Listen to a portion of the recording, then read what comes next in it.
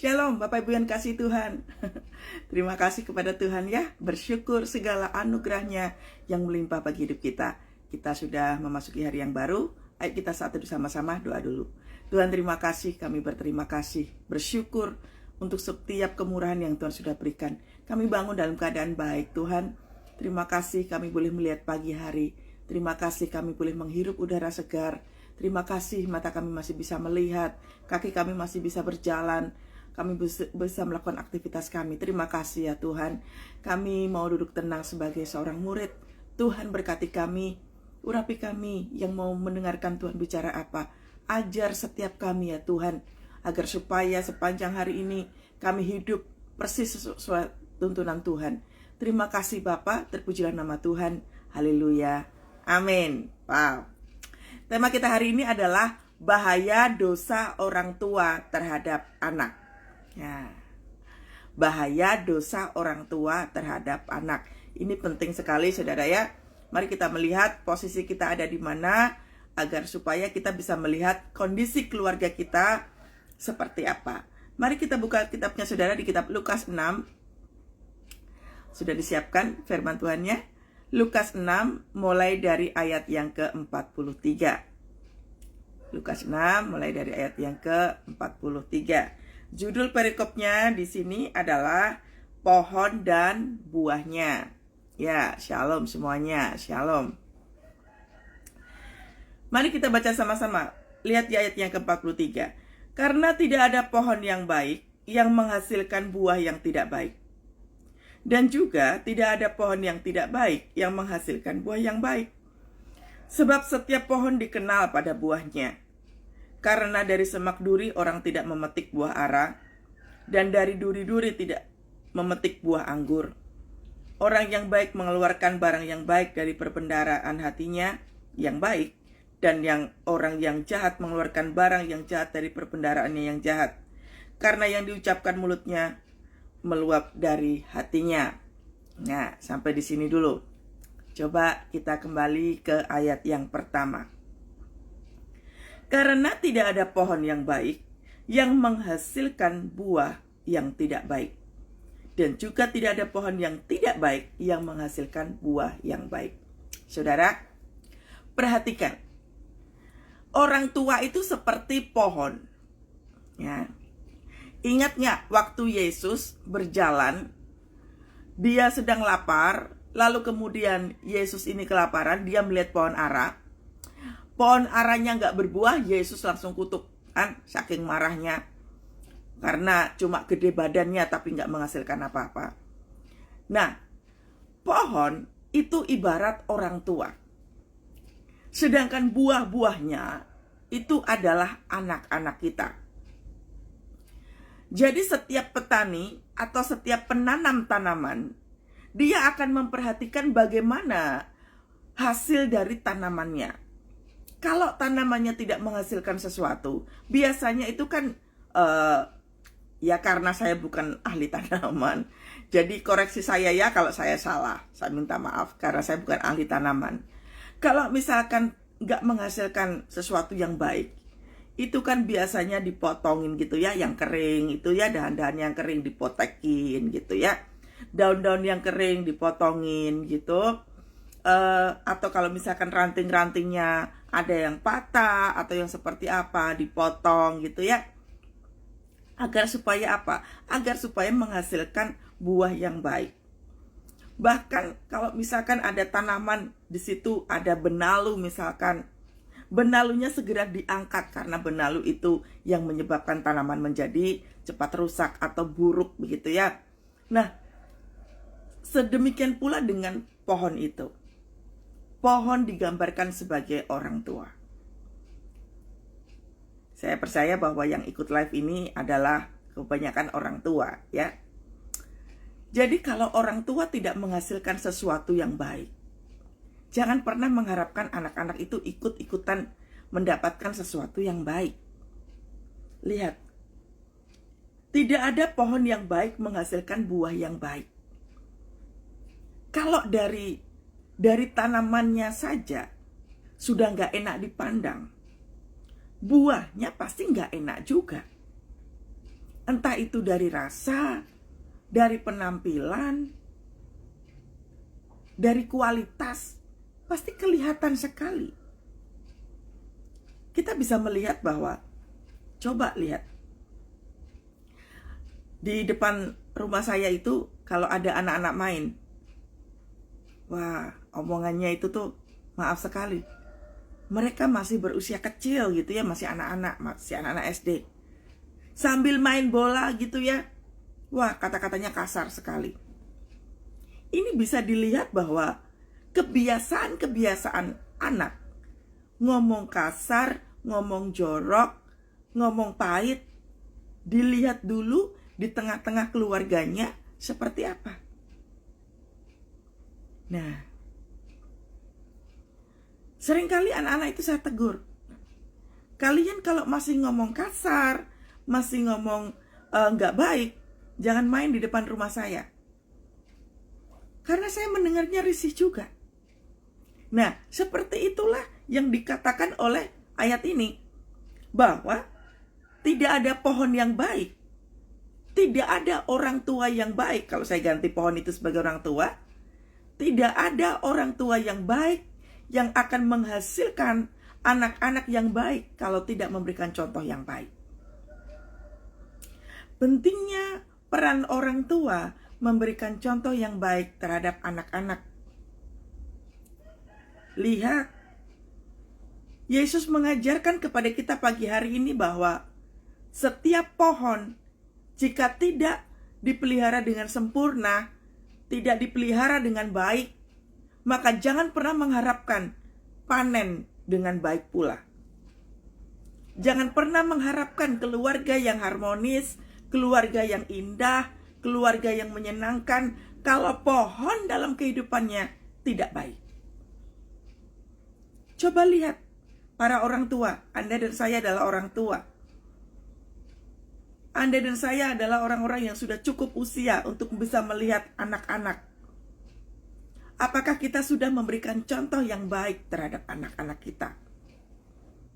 Nah, karena kita tidak bisa meminta anak kita ini menjadi seperti Yesus, menjadi seperti orang baik, kalau kitanya nggak bisa jadi contoh yang baik.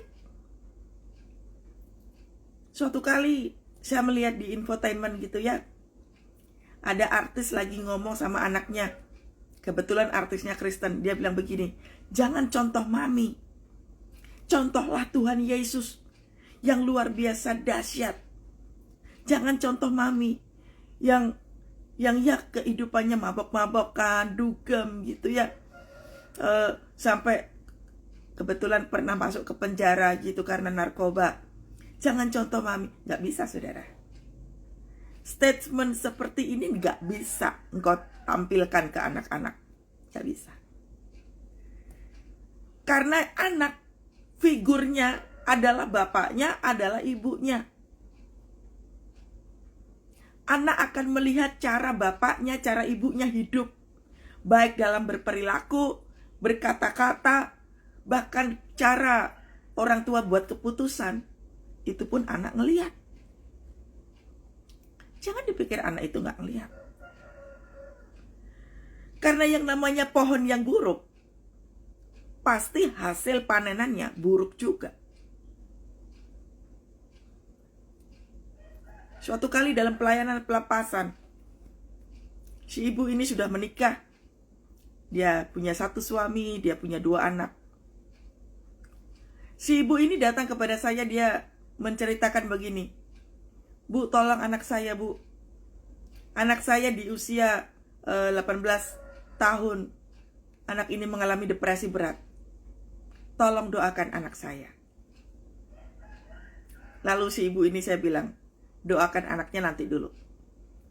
Saya pasti tahu dulu nih kondisi keluarganya. Karena kalau anak lagi depresi, yang saya tanyakan adalah orang tuanya ngapain. Oh, kami nggak tahu, Bu.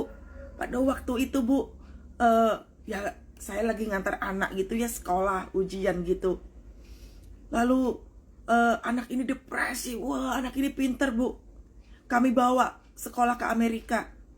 Waktu di Amerika tiba-tiba dia nggak mau belajar. dia merasa nggak pengen bagaimana kembali ke Indonesia, Bu. Anak ini depresi berat. Lalu pada waktu saya lagi doa gitu ya di dalam hati saya, tiba-tiba Roh Kudus begini, datang ke rumahnya. Lalu saya bilang, boleh Bu saya datang ke rumahnya? Oh ya boleh. Saya datang ke rumahnya. Wah, rumahnya itu penuh dengan tulisan-tulisan, saudara. Pakai bahasa Ibrani gitu. Anak ini pinter sekali. Pakai bahasa Ibrani gitu. Wah. Sekalipun saya bukan psikolog, sekalipun juga saya bukan ahli tulisan, tapi dari spiritnya saya dapat satu impresi yang kuat sekali. Anak ini depresi berat. Dia nggak bisa mengungkapkan isi hatinya kepada semua orang. Dia mengungkapkan satu kemarahannya, satu kesedihannya dalam tulisan yang ada di tembok itu. Itu tembok rumahnya agak gede gitu, saudara ya. Terus kemudian ditulisin gitu. Saya nggak ngerti artinya, saudara. Tapi dari situ terpancar sekali, anak ini luar biasa sedihnya karena dia tidak diperhatikan. Coba, anaknya cantik, pinter, tapi semua itu dicuri oleh iblis. Karena apa? Peran orang tua yang tidak baik. Ngerembet, saudara. Dari orang tua kandungnya, lalu dari kakek neneknya, ngerembet. Ketika lagi duduk bareng-bareng gitu ya, lagi ngobrol bareng-bareng begitu, saya lagi mapping, saya lagi ngobrol begitu, ada peran orang tua kandungnya yang tidak baik, bahkan ada peran nenek kakeknya yang teramat sangat tidak baik. Makanya menghasilkan anak dan cucu yang kayak begini. Itulah pentingnya ketika pohon tidak menghasilkan sesuatu yang baik, maka jangan pernah mengharapkan buah yang baik. Kalau misalkan terjadi sesuatu terhadap anak, lihatlah sebagai orang tua, apa yang sudah kita lakukan.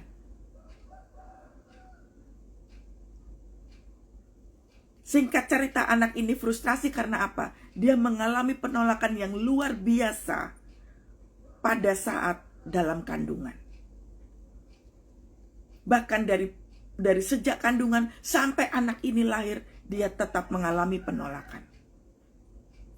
Dan maminya minta maaf dalam kondisi sudah terlambat.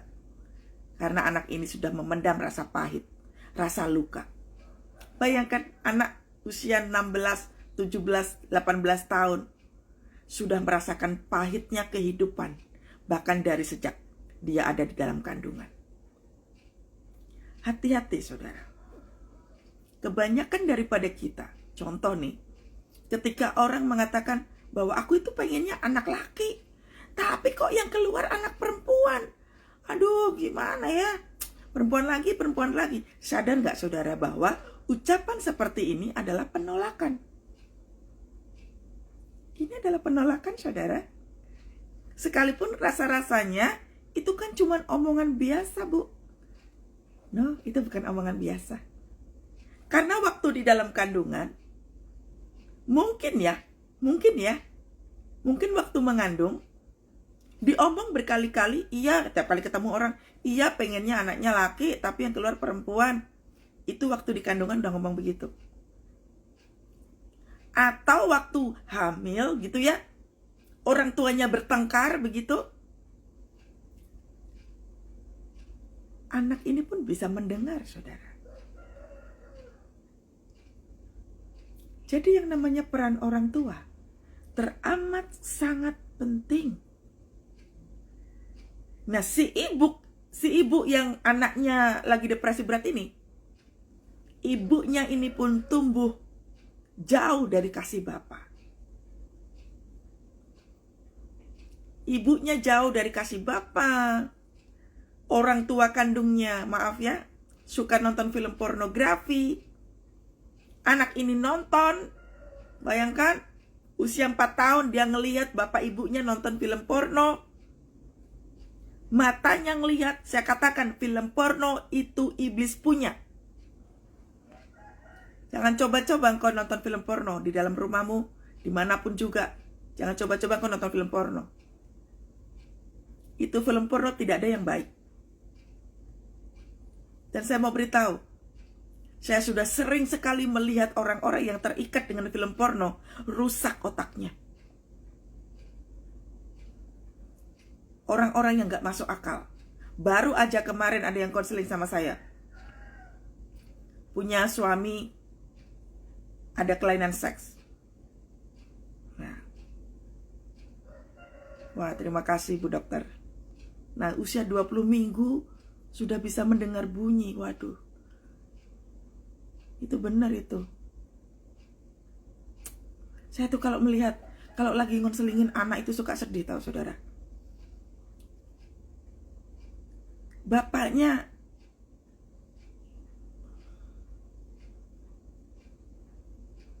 mengalami kelainan seks begitu.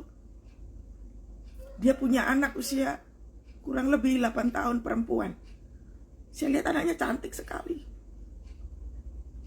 Coba saudara, ketika punya orang tua yang tidak berperilaku baik, kalau nggak siap jadi orang tua, jangan jadi orang tua, saudara.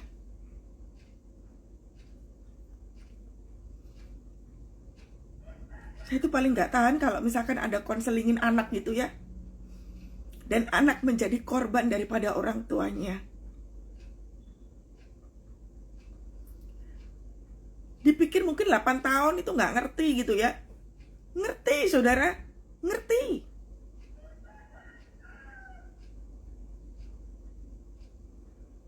Dan sebelum-sebelumnya ada yang konseling suami istri melakukan hubungan seksualitas yang gak sewajarnya gitu ya. Yang maaf saya mau bilang, terlalu menjijikkan sekali. Coba, jangan pernah berkata-kata yang buruk terhadap anak. Karena memang apapun yang dihasilkan pohon, buahnya tetap akan kelihatan. Makanya kekristenan itu dilihat dari buahnya, betul? Mau ke gereja berkali-kali, mau naik menara berkali-kali, tapi kalau tidak menghasilkan buah, percuma juga. Jadi lihat kondisi anak-anak kita seperti apa. Apalagi kalau misalkan anak-anak itu ya masih dalam kandungan. Coba pagi hari ini, para ibu khususnya, mari merefleksi diri. Kalau engkau pernah menolak anakmu, gak pengen anak itu lahir. Saya sebenarnya gak pengen Bu, anak ini lahir Bu, karena pada waktu itu kondisi ekonomi saya lagi gak baik. Minta ampunlah sama anakmu. Mungkin kau gak perlu cerita bahwa kau pernah ditolak, gak usah. Tapi kembalikan kasihmu yang hilang dari anak itu, yang udah bertahun-tahun kau lakukan, kembalikan kasih itu. Karena kalau tidak, waktu gede saudara itu akan berpengaruh. Itu akan berpengaruh. Orang tua harus memberikan contoh terhadap anak. Kalau orang tua tidak memberikan contoh yang baik terhadap anak, jangan pernah kau bermimpi anak itu akan menjadi baik seperti yang kau mau. Saya serius saudara. Jadi jangan kau sibuk hanya dengan urusan pribadi, urusan utang, urusan apalagi pekerjaan dan lain sebagainya. Perhatikan kondisi anak-anak di rumah. Perhatikan saudara, perhatikan.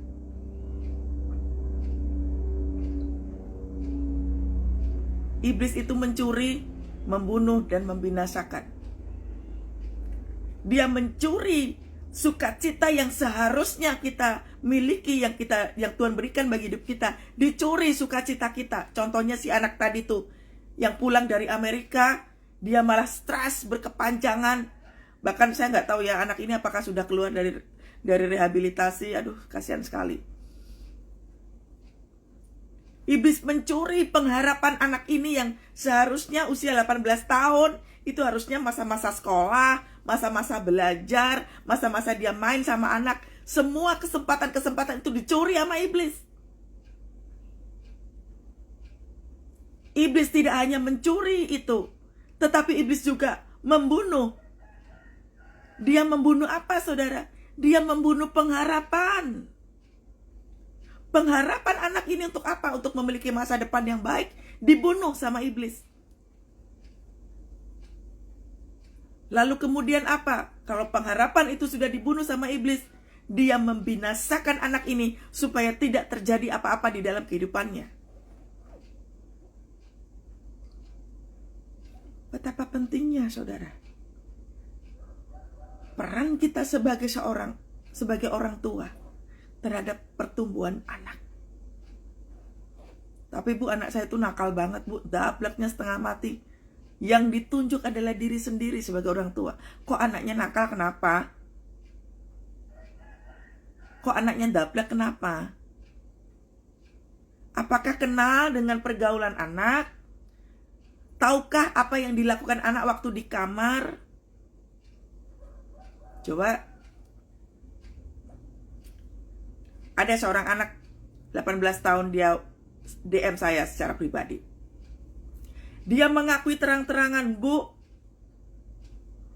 nama saya ini. Saya tinggal di Bandung. Saya mau mengaku di depan ibu. Ibu adalah satu-satunya orang yang tahu. Kamu kenapa? Saya jatuh dalam dosa lesbian. Papi mamimu tahu nggak? Enggak. Lalu saya tanya, sosok orang tua buat kamu seperti apa? Enggak. Mereka adalah cinta Tuhan. Mereka adalah keluarga yang cinta Tuhan. Kami selalu ada mesbah doa. Tapi mereka nggak tahu dosa saya apa. Nah, ini bahaya. Kalau orang tua doa bareng-bareng tapi tidak belajar memekakan telinga, nggak ngerti spirit apa yang masuk dalam keluarga kita, berbahaya. Itulah pentingnya saya mengatakan bahwa doa, pujian, penyembahan, membaca firman Tuhan tiap hari dan melakukannya itu penting.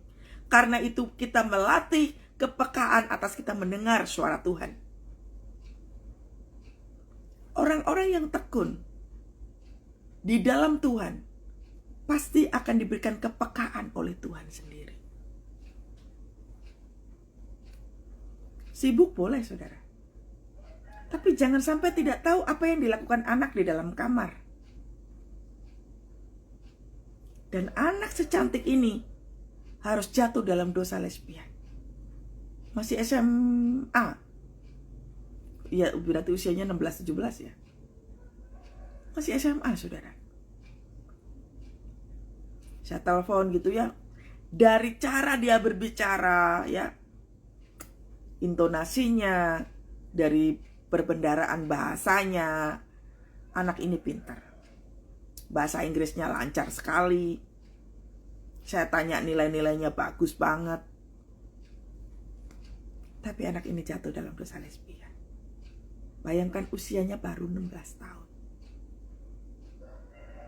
Menyedihkan kalau sampai orang tuanya nggak ngerti gitu, saudara. Mulai pagi hari ini, saudara, saya nggak tahu seberapa banyak yang sudah menikah. Pagi hari ini coba lihat anak-anakmu. Jangan cuma berdoa, Tuhan, saya berdoa supaya anakku pintar. Tuhan, aku berdoa supaya anakku juara. Jangan hanya sekedar minta itu. Kenali anakmu benar-benar. Di sini sudah dijelaskan sama Yesus bahwa pohon yang baik akan menghasilkan buah yang baik. Pohon yang buruk pasti akan menghasilkan buah yang buruk. Dan pohon itu adalah orang tua. Coba dirubah, saudara ya, masing-masing daripada kita.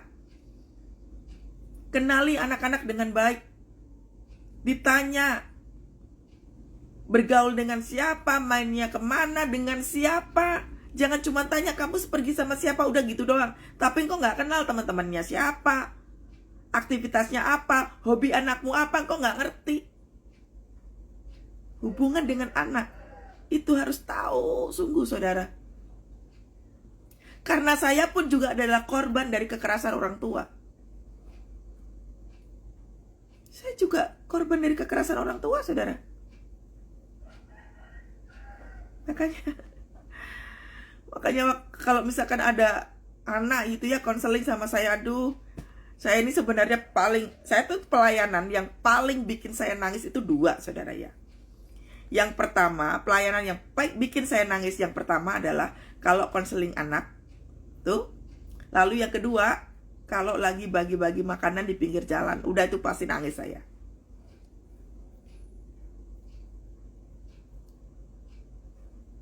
Kalau anak lagi masa-masa sekolah dan harus melihat kehidupannya dia sendiri mengalami kehancuran, terus bagaimana ini? Jadi mari saudara, kita merubah sikap kita, ya. Sebab, lihat ayat yang ke-44. Sebab setiap pohon dikenal pada buahnya. Lihat ya, setiap pohon dikenal dari buahnya. Saya kalau pulang Madiun ditanya, kalau naik taksi gitu ya, mau ke arah mana bu? Saya sebutin nama bapak saya. Mereka udah tahu. Oh, Pak ini ya. Iya. Saya kenal. Saya sebutin nama kakak saya gitu. Oh iya, saya kenal itu. Kalau bapaknya terkenal, udah gampang ngelihatnya. Oh, ini anaknya si bapak ini. Iya bu, nanti saya antar. Kalau orang tuanya terkenal buruk, anaknya akan menjadi cacat selama-lamanya. Oh, bapak ibunya narkoba ya? Oh, bapak ibunya tuh yang suka nipu itu ya? Kena imbasnya ke anak.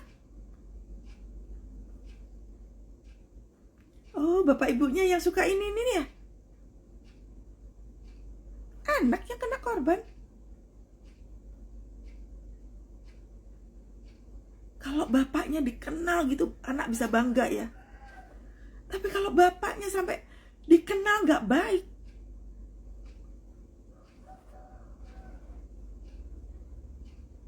suatu kali saudara,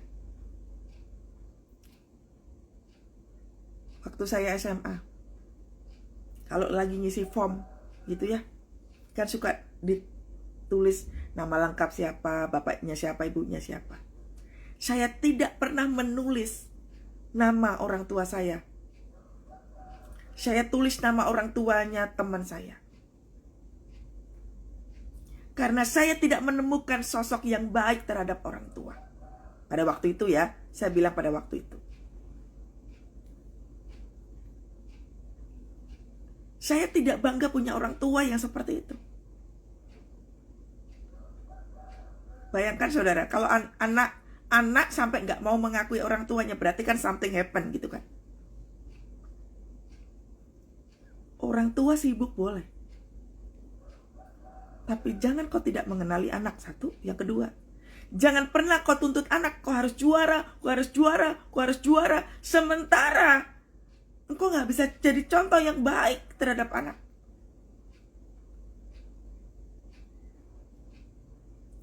Waktu saya kecil, waktu saya masih TK, saya bisa melihat bapak saya melakukan apa, ibu saya melakukan apa, saya sudah lihat. Dan itu memori, teringat terus. Sampai sebelum saya pelepasan ya, pemulihan ya. Itu memori teringat terus. Membentuk karakter saya, membentuk cara saya hidup, membentuk cara saya berkata-kata, membentuk cara saya berkelakuan.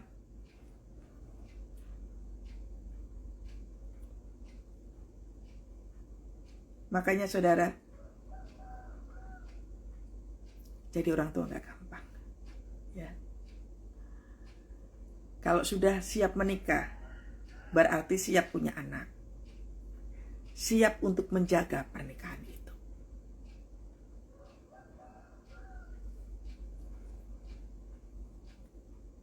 Hati-hati ya. Kasihi anak-anakmu dengan baik. Kalau pikiran kita, iblis itu tuh suka membolak-balikkan pikiran kita, saudara. Kita disibukkan dengan pekerjaan kita. Kita disibukkan dengan aktivitas kita. Kita disibukkan terus. Supaya apa? Supaya kita itu nggak memperhatikan kondisi keluarga.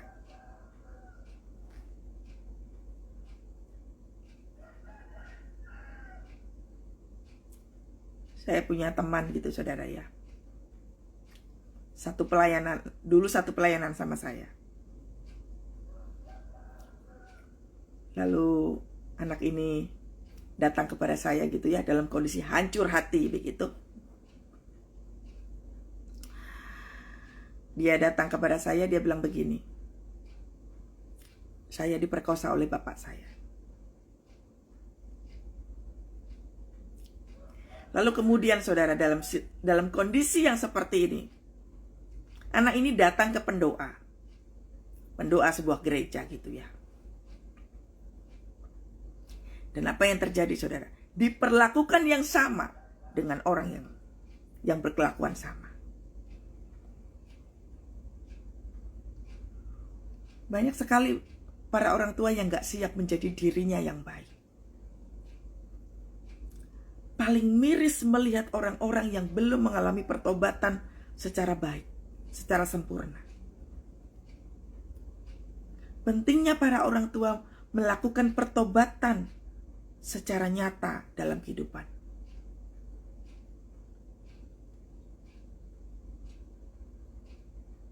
Banyak sekali para orang tua yang gak bertobat hari ini. Masih membawa perilakunya yang lama. Makanya firman Tuhan disebutkan, sebab setiap pohon dikenal dari buahnya. Kalau sebelum menikah engkau mempunyai kebiasaan selingkuh, sebelum menikah engkau biasa selingkuh, waktu engkau sudah menikah pun benih itu tetap ada, kalau engkau tidak melakukan pertobatan. Kutuk keturunan itu ada saudara, siapa bilang tidak ada? Yesus mati di kayu salib, mengampuni kita, menghancurkan kutuk, betul. Tapi syaratnya apa? Pertobatan dulu. Nah ini mesti dibenerin dulu. Banyak sekali orang-orang memiliki persepsi yang salah bahwa kok masih ada kutuk keturunan? Kan Yesus sudah mati di kayu salib, berarti gak ada kutuk keturunan. Ngawur itu. Selama kita masih hidup di dunia dan masih melakukan dosa, engkau menciptakan kutuk dalam hidupmu sendiri. Contoh. Jadi sebenarnya contohnya sama kayak si pohon ini. Coba aja, kalau pohon itu dibiarin aja nih, kan udah tahu nih, kalau petani kan pasti tahu ya kualitas buah. Kalau buahnya itu nggak baik, berarti kan petani itu berpikir keras. Ini gimana ya caranya supaya pohon ini bisa menghasilkan buah yang enak. Entah itu dicangkok, entah itu diapain, ya saya nggak tahu karena saya bukan ahli tanaman. Tapi pasti petani akan berusaha keras bagaimana supaya menghasilkan tanaman ini menghasilkan buah yang baik. Demikian pula kita. Dosa keturunan itu seperti pohon itu. Buah itu, pohon itu kalau nggak segera diperbaiki, buahnya akan terus menerus seperti itu. Itulah kutuk keturunan kayak gitu. Bahkan, nih lihat ya, buahnya jelek. Pohonnya jelek. Buahnya pasti jelek, bukan? Nah, buah itu ada biji. Bijinya kau tanam di tempat yang lain. Apakah akan menghasilkan buah yang baik? Nggak mungkin. Pasti menghasilkan buah yang tidak baik. Itulah pentingnya dari pohonnya itu diperbaiki dulu. Seperti itulah kita. Kalau pengen anak-anakmu tidak mendapat dosa keturunan seperti yang engkau lakukan, kita ini sendiri yang harus bertobat. Dipotong dosanya sendiri. Supaya anak itu tidak menghasilkan buah yang sama dengan yang kita lakukan. Jadi paham ya, dosa keturunan itu ada saudara. Makanya pentingnya kita sebagai orang tua, pentingnya kita nih, terakhir di kita saja. Lakukan pertobatan, lakukan pelayanan pelepasan, cari gereja yang ada pelayanan pelepasannya saudara. Lakukan itu. Lalu hiduplah sungguh-sungguh di dalam pertobatan. Udah selesai. Amin. Ini loh, firman Tuhan udah jelas banget. Sebab setiap pohon dikenal dari buahnya. Karena dari semak duri orang tidak memetik buah ara, dari duri-duri tidak memetik buah anggur. Sama halnya kalau orang kalau hidupnya pahit aja terus, bisa nggak dia ngomongnya baik-baik? Lo nggak bisa. Orang kalau hidupnya pahit terus, cara ngomongnya, cara berperilaku, disenggol dikit aja udah langsung marah. Karena apa? Buah dalam kehidupannya pahit.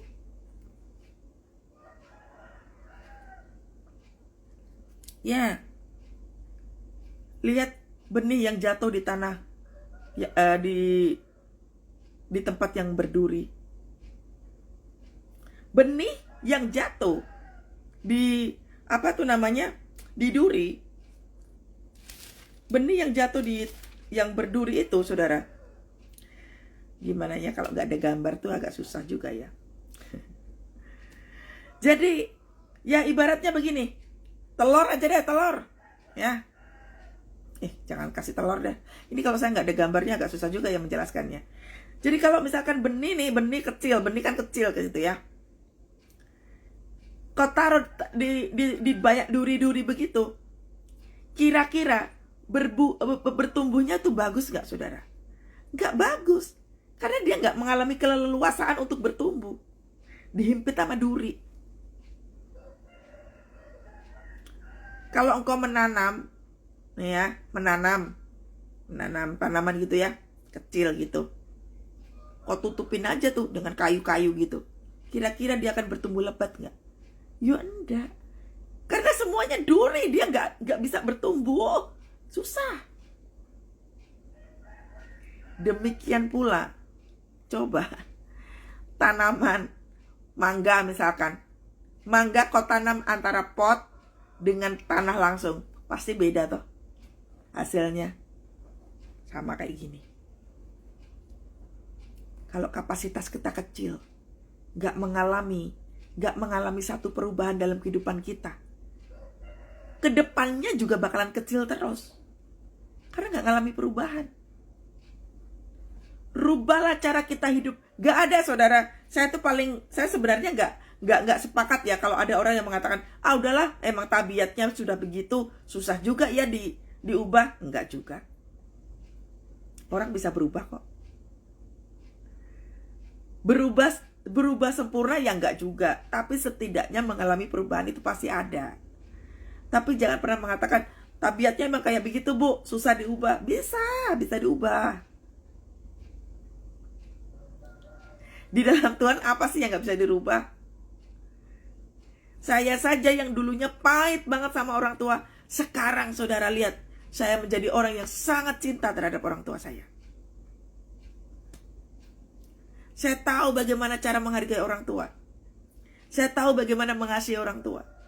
Padahal waktu SMA, coba lihat, nulis nama mereka aja saya nggak mau. Betapa pahitnya waktu kecil itu. Tapi coba, begitu sudah di dalam Tuhan, sudah melakukan pelepasan, sudah melakukan pertobatan, berubah. Gak ada, saudara, yang gak bisa diubah sama Tuhan. Berubah. Amin. Ya. Jadi, lihat kondisi kita. Kalau kita jadi orang tua pahit melulu, anakmu juga akan pahit, saudara. Saya masih ingat sekali sewaktu saya punya orang tua lagi ribut gitu ya. Wah, gitu ya. Waktu itu saya usianya masih TK gitu. Mereka lagi ribut begitu. Saya melihat sosok ibu saya ini kan suka mendem gitu. Ibu saya ini keluar masuk rumah sakit berkali-kali karena apa? Ya karena dia suka mendem hatinya. Sakit mah lah. Pokoknya tuh kalau pergi ke dokter selalu areanya lambung. Itu terus, lambung terus gitu. Karena banyak pikiran. Anda ya sakit lambung, banyak pikiran. Ayo, berubah ya. Bersukacita di dalam Tuhan. Nah ini mami saya ini kayak begitu. Keluar masuk rumah sakit terus berkali-kali. Hatinya pahit terhadap pasangannya. Ngaruh nggak ke anak? Ya pasti ngaruh. Pahit terhadap pasangannya. Pak, nggak disengaja dari karakternya. Kalau diajak ngomong seperti apa, bikin keputusannya kayak gimana, ngaruh. Karena kondisi hatinya yang pahit itu tadi tuh. Nah, anak-anaknya jadi seperti itu. Ya tapi kan bukan salahnya ibunya Bu Kety. Ini bukan ngomong tentang salah atau benar, saudara. Saya lagi bicara tentang dampak ketika benih ditaruh di berduri, gak akan bisa menghasilkan buah yang baik. Duri bicara tentang apa? Dari kapasitas kita itu yang sangat kecil. Tadi salah satunya. Ketika hati pahit terus. Saya tahu saudara bahwa ditinggalkan pasangan itu memang gak enak, saya tahu. Tapi berjuanglah untuk tidak menyimpan rasa pahit di dalam keluargamu. Supaya apa? Anak-anakmu itu berbahagia. Anak itu tahu loh saudara. Mami papinya bahagia itu anak itu tahu loh. Apalagi kalau udah gede gitu ya. Udah kuliah gitu ya. Udah SMA gitu. Anak itu bisa tahu. Bisa melihat. Papi maminya tuh berbahagia atau enggak. Mereka tuh punya keluarga yang harmonis atau enggak. Anak itu bisa tahu saudara. Itulah pentingnya. Pentingnya pengetahuan para orang tua. Kalau udah punya anak tanggung jawab po. Karena nanti waktu gede mungkin kok nggak akan tahu anakmu waktu gede jadinya kayak apa. Ya. Amin. Jadi kalau yang pertama tadi, bahaya dosa orang tua terhadap anak. Orang tua harus memberikan contoh terhadap anak. Contoh yang baik.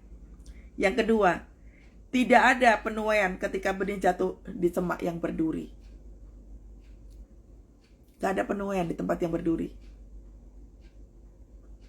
Amin. Anak kita menjadi seperti apa, lihatlah dirimu sendiri. Jangan kau minta instan, doakan anak saya bu, anak saya kayak begini begitu. Engkau yang harus berubah. Engkau yang harus bertobat. Ya, kalau sudah tahu bahwa anak itu ditinggalkan oleh bapaknya atau ditinggalkan oleh ibunya, kembalikan kasihnya. Istri itu bisa jadi imam saudara, kalau imamnya nggak ada. Kembalikan kasih kepada anaknya. Kasih bapak. Anak itu kalau misalkan nih mengalami perceraian, dia kehilangan hati bapak. Bisa-bisa dia mengalami gambar diri yang rusak. Bisa-bisa dia punya luka hati. Kita yang tahu kebenaran firman Tuhan, kembalikan itu. Kembalikan. Karena kalau fatherless, wah itu tuh nggak cuma fatherless ya. Kalau sampai gambar dirinya rusak, itu akan bakalan repot. Jadi Anda yang tahu kebenaran firman Tuhan, kembalikan kasih yang anak nggak bisa terima secara sempurna, kembalikan. Lebih perhatian lagi, pengenalan akan Tuhannya lebih lagi. Lakukan fellowship. Kalau malam itu ngumpul bareng-bareng gitu ya, di ruang tengah atau di meja makan, jadikan itu tempat di mana bisa berkomunikasi. Kapan hari saudara, waktu saya lagi selesai pelayanan di gereja, ada bapak, ibu sama anak. Itu makanannya tuh masih banyak saudara. Di piringnya masing-masing, terus di tengah itu masih ada beberapa buah, beberapa es krim gitu. Itu makanan masih banyak, masing-masing pegang dengan HP-nya. Saya memperhatikan cukup lama. Saya tuh rasanya gregetan gitu. Pengen tak tarik itu HP-nya, pengen tak buang. Kalau waktunya engkau sama keluarga, taruhlah HP-mu. Itu kesempatan engkau mengenal istri, itu kesempatan engkau mengenal suami, itu kesempatan engkau mengenal anak.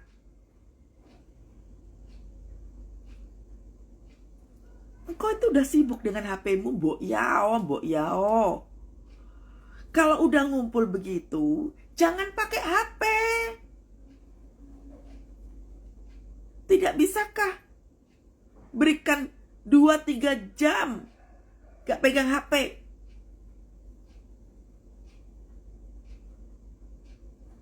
Manage waktu dengan baik. Kalau waktunya sama keluarga, ya sama keluarga aja, saudara. Lihat opo yo enak. Makan bertiga gitu ya. Makanannya masih banyak. Tapi masing-masing sibuk sama HP-nya. Jangan membiasakan diri. Waktu-waktu untuk keluarga, engkau pun masih sibuk. Percayalah, engkau akan kehilangan momen indahmu. Yang kedua, gak cuma engkau kehilangan momen indahmu. Yang kedua, engkau tidak akan pernah tahu pertumbuhan anak seperti apa. Kok gak kenal soalnya. Dan jangan pernah berharap anakmu bisa percaya sama engkau karena engkau sendiri tidak memberikan contoh.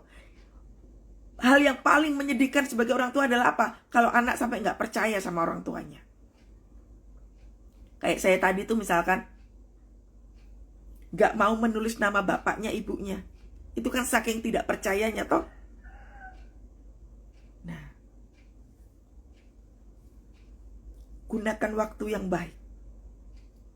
Kalau waktunya quality time dengan keluarga, pakailah itu dengan baik. Sebentar lagi kan mau Natal. Persiapkan waktu. Ya, ibadah bareng-bareng. Akhir tahun kalau bisa pergi holiday, berlibur, pergilah sama-sama. Karena itu adalah waktu yang baik untuk keluarga. Hidupkan kembali. Keluarga-keluarga hidupkan kembali. Iblis itu kalau bikin kita, iblis itu kan mencuri, membunuh, dan membinasakan. Dia membunuh setiap keluarga demi keluarga dengan apa? Kesibukanmu, kekayaanmu, jabatanmu. Terkadang, kalau kemarin kan kita lagi bahas tentang berkat, ya, mengelola berkat dengan benar. Kalau kita tidak smart, tidak baik, tidak pintar mengelola berkat dengan benar, maka yang terjadi kayak gitu tuh. Kita dibelokkan, ini loh, mata kita dibelokkan sama iblis tuh kapan? Ngeliat berkat. Wah, kerja aja terus, sibuk aja terus, anaknya gak diperhatiin, no. Anaknya dibiarin aja. Udahlah, anak saya pinter kok. Anak saya pinter kok. Suatu kali saya punya keponakan. Wah, keponakan saya ini memang pinter banget, saudara. Saya tuh punya 6 keponakan, pinternya setengah mati. Pinter semua. Suatu kali ada salah satu keponakan saya ini nih, ya karena dia masih usianya udah remaja, masuk remaja pada waktu itu. Wah, ada kenakalan remaja kecil gitu ya yang dilakukan. Saya bilang sama kakak saya, jangan pernah menuntut anak untuk pinter, tapi engkau tidak pernah mengajarkan dari segi kerohanian. Waktu itu kakak saya paniknya setengah mati karena dia gak pernah menemukan anaknya itu sampai kayak begitu. Orang tua kalau gak pelayanan kayak begini, hidupnya gak dituntun oleh Tuhan. Hiduplah takut akan Tuhan, maka anak akan ngikutin kayak gitu. Jangan nuntut anak untuk jadi juara, harus pinter, harus ini, itu, harus berhasil, dan lain sebagainya. Engkau lupa kerohaniannya tidak dijaga. Kerohanian penting, saudara. Lihat ya, yang tadi itu, kalau semak berduri, bagaimana bisa menghasilkan buah? Semak berdurinya apa, saudara? Yaitu tadi tuntutan. Mesti rajin, mesti pinter, harus sama kayak papi mami yang berhasil dalam pekerjaan, yang berposisi. Engkau lupa kerohaniannya, pengenalan akan Tuhan yang engkau gak perkenalkan. Makanya gak ngalami pertumbuhan. Saya masih aja menemukan kalau di gereja udah ada bapak, ada ibu bawa anak, datang terlambat. Udah datang terlambat, duduk, bapaknya masih sibuk dengan HP-nya. Jangan pernah engkau berharap anakmu akan kenal dengan Tuhan kalau engkau tidak memperkenalkan siapa Yesus di dalam keluargamu. Pelayanan itu selalu dimulai dari keluarga. Jangan sibuk pelayanan di luar-luar sana sementara engkau tidak melayani keluarga. Datang terlambat. Ya besok kalau gede anak itu datang terlambat, itu ajaranmu. Ya enggak? Duduk nih, udah di gereja, masih aja sibuk dengan HP-nya. Lalu, jangan pernah kau tegur anakmu kalau pegang HP juga di dalam gereja, karena kau yang ngajarin.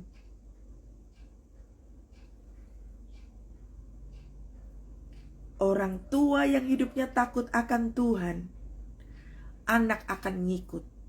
Papi mami hidupnya takut akan Tuhan, aku juga mau. Sewaktu saya punya orang tua belum bertobat, ya kayak begitu. Tapi begitu mereka bertobat, saya ngikut, saudara. Saya punya bapak mengajarkan mesbah doa. Kami semua ngikut jadi berdoa. Makanya pengajaran yang baik yang almarhum bapak saya ajarkan adalah berdoalah setiap waktu. Kalau orang tua mengajarkan, suami mengajarkan mesbah keluarga, percayalah saudara, anakmu akan mengingat-ingat itu, bahwa pentingnya membangun hubungan intim dengan Tuhan. Tiap hari anak ngalami kebaikan Tuhan. Lewat apa? Mesbah keluarga. Mesbah keluarga itu menyatukan hubungan. Doalah sama-sama.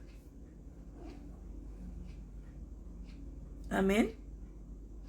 Jadi jangan biarkan ada duri di dalam kehidupan kita. Durinya apa? Kemalasan, tidak memberikan contoh yang baik, berperilaku yang tidak baik. Suatu kali ada orang komen di Instagram saya itu cukup kasar gitu. Terus saya lihat profilnya. Itu bapak profilnya di bawahnya itu ayat firman Tuhan gitu ya. Di profilnya itu ayat firman Tuhan. Tapi postingannya campur-campur, saudara. Postingan dia sama istrinya, postingan dia dengan anak-anaknya dia itu ya, waktu kecil-kecil itu postingan anak-anaknya itu diposting gitu. Tapi ada postingan maaf sekali, gambar perempuan yang tidak senonoh gitu ya, hampir telanjang gitu, diposting di IG-nya dia. Di profilnya tuh pakai ayat firman Tuhan loh, ya Tuhan, ya Tuhan. Pakai ayat firman Tuhan loh. Tapi postingannya gambar wanita yang hampir bugil gitu. Terus di sebelahnya gambar anak.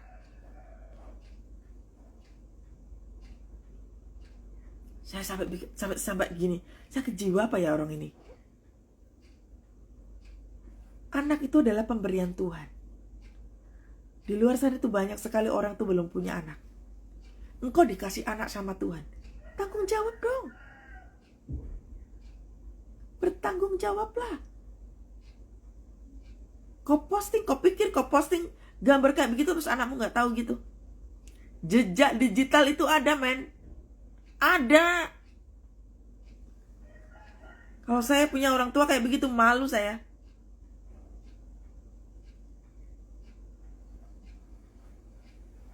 Ini tahun P, ya 5785, masih tahun P, tahun mulut.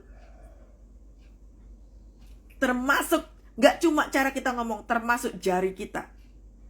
Yang kita posting di sosmed, yang kita komen di sosmed, dilihat sama Tuhan.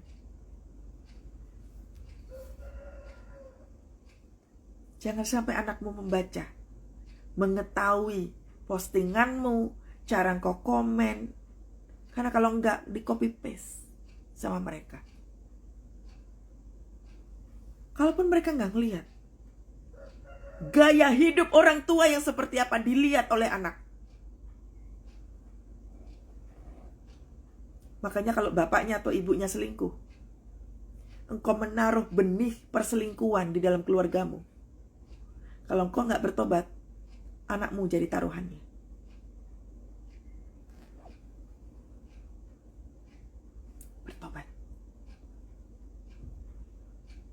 Tontonanmu kayak apa? Masih nonton film porno, engkau gak bertobat, anakmu taruhannya. Amin. Ya, mulai sekarang berubah. Sebentar lagi sudah memasuki tahun 2025. Apakah kita menjadi kekristenan yang cuma segini, gini-gini aja? Perhatikan keluarga kita. Karena keluarga itu adalah berkat. Kita punya tanggung jawab untuk mengelola berkat itu, yaitu keluarga. Amin. Ayat yang ke-45. Orang yang baik mengeluarkan barang yang baik dari perbendaharaan hatinya yang baik. Dan orang yang jahat mengeluarkan barang yang jahat dari perbendaharaan yang jahat. Seperti tadi yang saya bilang, kalau engkau waktu belum menikah ada benih perselingkuhan, benih itu tetap ada waktu engkau sudah menikah, kecuali engkau bertobat. Orang konseling sama saya kalau misalkan pas lagi tentang pernikahan gitu ya, apalagi tentang perselingkuhan, saya selalu bertanya, dulu sebelum-sebelumnya pasanganmu selingkuh nggak? Tahu nggak pasangannya selingkuh?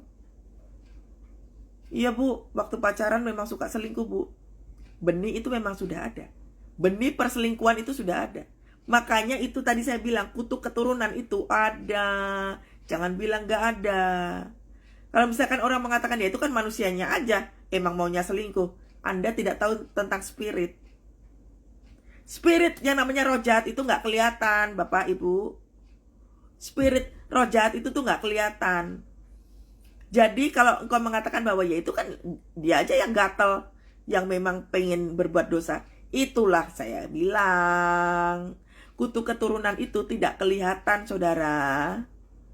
Kutuk keturunan itu tidak kelihatan karena sifatnya mengikat. Jadi kalau misalkan nih Anda punya pasangan Anda meninggalkan Anda karena selingkuh, liatin aja kakak adeknya, keluarganya dia, liatin ada nggak itu satu atau dua orang, ada nggak kayak begitu? Semua itu dikenal dari buahnya, ya, dilihat dari pohonnya. Di sini dikatakan bahwa orang yang baik mengeluarkan barang yang baik. Kalau hati kita benar di hadapan Tuhan, pasti perilaku kita, omongan kita, cara kita mengambil keputusan pasti benar. Pasti benar. Pengajaran yang salah itu menghasilkan masa depan yang salah. Coba aja nih para orang tua, kalau lagi ribut nih di dalam kamar, di dalam rumah tangga gitu ya. Engkau ribut di depan anakmu akan melihat itu di memorinya dia, akan terus diingat cara bapaknya ngomong, cara ibunya ngomong, sampai kata-katanya itu pasti akan terrecord di sininya anak. Itu mengubah perilaku anak, saudara. Makanya di sini kan jelas banget Yesus ngajarinya. Orang yang baik mengeluarkan barang yang baik. Kalau hidup kita baik, hidup kita benar, pasti perilaku kita baik dan benar. Amin. Ya, bertobat, saudara. Pikirannya tuh jangan cuma duit aja, kebutuhan tentang duit, kebutuhan tentang gimana cara bayar utang, gimana cara ini. Lihat keadaan keluarga kita, lihat. Iblis itu kalau membelokkan, makanya iblis itu kayak belut. Kalau udah dibelokkan begini, engkau gak akan pernah bisa tahu bahwa engkau lagi dibelokkan pikiranmu. Supaya engkau tidak bisa melihat keadaan anak-anakmu. Dikasih jabatan tinggi, supaya apa? Keluar kota aja terus. Iblis mau menghancurkan keluarga, keluar kota aja terus. Pasangan, ya, salah satu tuh ada yang pergi keluar kota berkali-kali. Engkau tidak memikirkan bagaimana caranya supaya nggak keluar kota. Keluargamu hancur pasti. Pekerjaan itu bisa minta sama Tuhan. Pekerjaan itu bisa minta sama Tuhan, saudara. Karena iblis itu bisa. Yang namanya, misalkan ya contohnya nih, Anda dikasih posisi nih, tinggi. Kalau hatimu hati duit, maka kau tidak akan pernah memperhatikan keluargamu. lumayan ini, saya dapat posisi. Keluar kota aja terus. Engkau mengorbankan keluargamu. Seberapa kuat engkau berada di luar kota? Tanpa istri, tanpa suami, tanpa anak. Seberapa kuat engkau meninggalkan keluargamu? Di tempat yang jauh itu sasaran empuk buat si iblis. Kalau hatimu gak benar. Lihat, orang yang baik mengeluarkan barang yang baik. Siapa bilang orang pergi keluar kota berkali-kali kayak gitu tuh gak diiniin sama si iblis? Doa, saudara, doa. Tanya lagi sama Tuhan, Tuhan, saya punya pasangan kerja di luar kota terus ya Tuhan. Tuhan, kalau kami boleh minta supaya pekerjaan kami ini gak pergi keluar kota terus ya Tuhan. Tolong kami ya Tuhan. Anda bisa minta seperti itu sama Tuhan. Asalkan hatimu benar. Kecuali kalau hatimu condong ke uang, condong ke posisi, itu lain lagi. Paham ya sampai di sini ya? Iblis itu kalau menghancurkan dalam keluarga, banyak aspek, saudara. Berbagai macam cara. Karena iblis tujuannya apa? Membinasakan keluarga kita. Iblis bisa menghancurkan keluarga kita lewat pekerjaan, lewat posisi, bahkan lewat stres kita.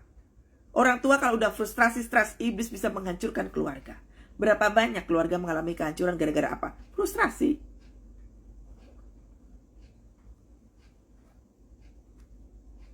Itulah pentingnya pengenalan firman Tuhan dalam kehidupan kita.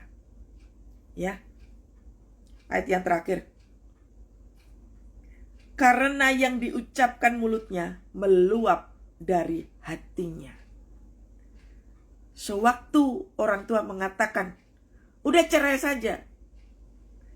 Dari hati perceraian keluar kata bercerai. Benih perceraian itu tertanam di tanah keluarga. Makanya ada peran yang namanya imam, tiang doa, pendoa, pemuji, penyembah dalam keluarga itu. Waktu kita mengatakan, waktu orang mengatakan cerai saja, hatimu gak baik, engkau menaruh benih tertanam di tanah keluargamu, terjadilah seperti apa yang kau tanam.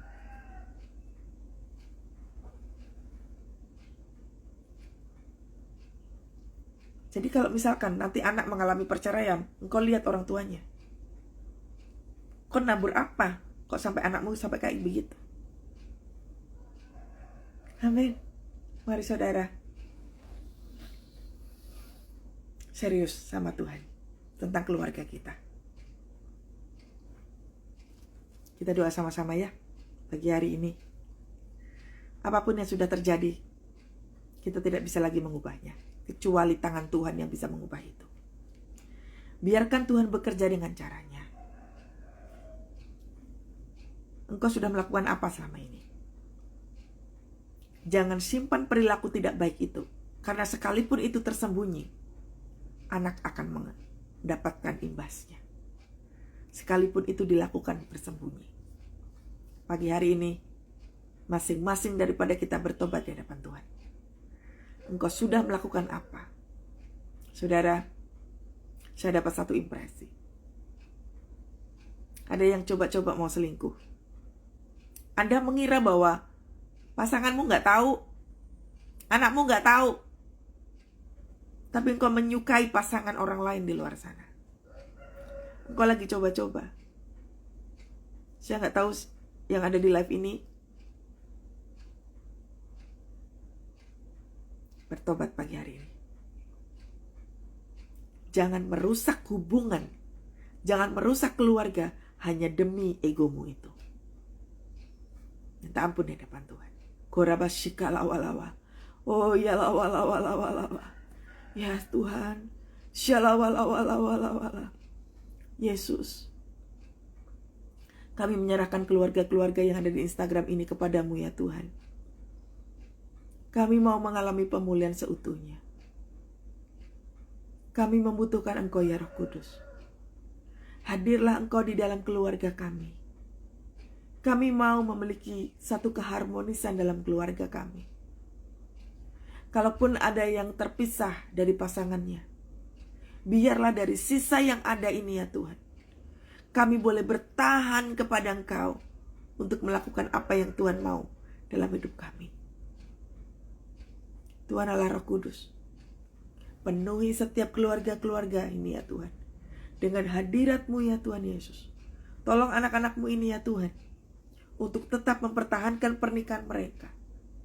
Tolong anak-anak-Mu ini ya Tuhan, bagaimana harus mengajar kepada anak-anak. Ada beberapa orang lagi minta ampun sama Tuhan. Yes, Tuhan melihat hatimu. Tuhan melihat hatimu, Tuhan melihat hatimu. Tuhan, Kau melihat hati anak-anak-Mu yang lagi bertobat ini, yang lagi minta ampun di hadapan-Mu ini Tuhan. Tolonglah anak-anak-Mu ini ya Tuhan Yesus. Mereka merindukan adanya satu perubahan, ada satu rekonsiliasi dalam keluarga mereka. Tolong anak-Mu ini ya Tuhan Yesus, tolong ya Tuhan. Terima kasih Yesus, terima kasih. Pagari keluarga kami dengan kuasa-Mu. Pagari kami semua ya Tuhan. Di dalam nama Tuhan Yesus, setiap daripada ada keluarga yang mau mengalami diambang perceraian, sekarang aku perkatakan bahwa Engkau keluarga yang utuh, yang diberkati oleh Tuhan. Dalam nama Tuhan Yesus, ikat mereka kembali dengan kuasa kasih-Mu ya Bapa. Di dalam nama Tuhan Yesus, aku menolak segala roh perceraian. Dalam nama Tuhan Yesus. Oh rabashikalawala. Oh yes Tuhan. Yes Tuhan. Hamba-Mu berdoa untuk setiap anak-anak dari korban perceraian orang tuanya. Tuhan Yesus kasih, biarlah hati Bapa mengalir kepada anak-anak-Mu ya Tuhan. Oh mereka-mereka yang korban daripada orang tua yang bercerai ya Tuhan. Biarlah hati Bapa melimpah atas anak-anak-Mu ya Tuhan. Oh yes Tuhan. Berikan hati-Mu, berikan hati-Mu, berikan hati-Mu ya Tuhan. Untuk anak-anak mereka yang ditinggalkan oleh bapaknya, yang ditinggalkan oleh ibunya.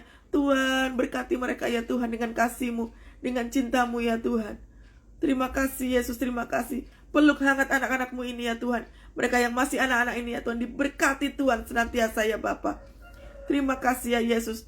Berkat Tuhan turun atas setiap pasangan yang ditinggalkan oleh pasangannya. Di dalam nama Tuhan Yesus, kasih Tuhan berlimpah, mengalir atas-Mu, mengalir pembelaan Tuhan terjadi atas-Mu dalam nama Yesus. Terima kasih Tuhan. Terima kasih Bapa, terima kasih. Engkau sumber pengharapan, Engkau sumber pembelaan. Terpujilah nama Tuhan. Kami menyerahkan setiap keluarga demi keluarga ke dalam kuasa tangan Engkau ya Tuhan. Ini waktunya Roh Kudus, Engkau ambil setiap keluarga demi keluarga ini, ngalami pemulihan daripada Engkau. Terima kasih, terima kasih. Saudara, saya tahu ada hati seorang wanita yang terluka karena ditinggalkan oleh pasangannya. Tuhan memberikan hati yang baru kepadamu. Tuhan memberkati hidupmu. Tuhan memberikan pembelaan kepadamu. Tuhan melihat hatimu. Berdoalah senantiasa supaya pemulihan itu terjadi. Tidak ada yang mustahil bagi Tuhan. Tuhan bisa mengembalikan semuanya itu di dalam nama Tuhan Yesus. Di dalam nama Tuhan Yesus, terjadilah seperti imannya ya Tuhan. Merindukan dikembalikannya keluarga itu ya Bapa. Di dalam nama Tuhan Yesus, setiap ratapan diubahkan Tuhan menjadi tari-tarian. Ada sorak-sorai pagi hari ini untuk setiap wanita demi wanita yang ditinggalkan oleh pasangannya. Di dalam nama Tuhan Yesus. Oh, wala. Terima kasih Tuhan. Terima kasih Tuhan. Terima kasih Tuhan. Kasih-Mu terus mengalir ya Tuhan. Mengalir kasih dari tempat tinggi. Mengalir kasih dari tata Allah Bapa. Mengalir, mengalir, mengalir dan mengalir. Mengalir memenuhi hidupku. Mengalir kasih dari tempat tinggi. Mengalir kasih dari tata Allah Bapa. Mengalir, mengalir, mengalir dan mengalir. Mengalir memenuhi hidupku. Biarlah kasih daripada Allah Bapa, Putra dan Roh Kudus menyertai engkau. Mengalir kasih Tuhan, mengalir kasih Bapa, berlimpah-limpah atas kita semua pagi hari ini. Ada kasih Tuhan, gambar diri diubahkan oleh Tuhan menjadi serupa dengan gambar Tuhan. Di dalam nama Tuhan Yesus, hamba-Mu berdoa untuk jemaat-Mu yang ikut live ini Tuhan, yang kehilangan gambar dirinya ya Bapa. Hamba-Mu berdoa dikembalikan sebagaimana Tuhan ciptakan di awal, serupa dengan gambar Tuhan. Dalam nama Tuhan Yesus. Mereka yang kehilangan hati Bapa ya Tuhan, kasih Tuhan mengalir. Kasih Tuhan mengalir ya Tuhan. Kasih Tuhan mengalir ya Tuhan. Memenuhi anak-anak-Mu ya Bapa. Terima kasih ya Yesus, terima kasih. Hati yang luka dipulihkan Tuhan. Hati yang luka dilepaskan oleh Tuhan. Pagi hari ini ada pembebasan dari hati mereka ya Tuhan. Dalam nama Yesus. Dalam nama Tuhan Yesus. Terimalah kasih dari Bapa, Putra dan Roh Kudus menyertai kita pagi hari ini. Sampai Maranatha Tuhan Yesus datang kembali untuk yang kedua kalinya. Kasih Yesus mengalir dahsyat dalam nama Yesus. Haleluya, haleluya, amin. Tuhan Yesus dahsyat. Bersukacitalah senantiasa di dalam Tuhan. Ada kemenangan pagi hari ini. Ada sorak-sorai pagi hari ini. Katakan haleluya, saudara. Katakan haleluya, saudara. Haleluya, saudara. Jadi PR ya. Peluk anak-anaknya, ya. Kasih mereka, cintai mereka. Doakan pasanganmu terus, ya. Kembalikan keluarga di hadapan Tuhan. Minta sama Tuhan pemulihan keluarga. Tuhan Yesus berkati semuanya. Shalom ya. Shalom semuanya. See you besok. Tuhan Yesus berkati.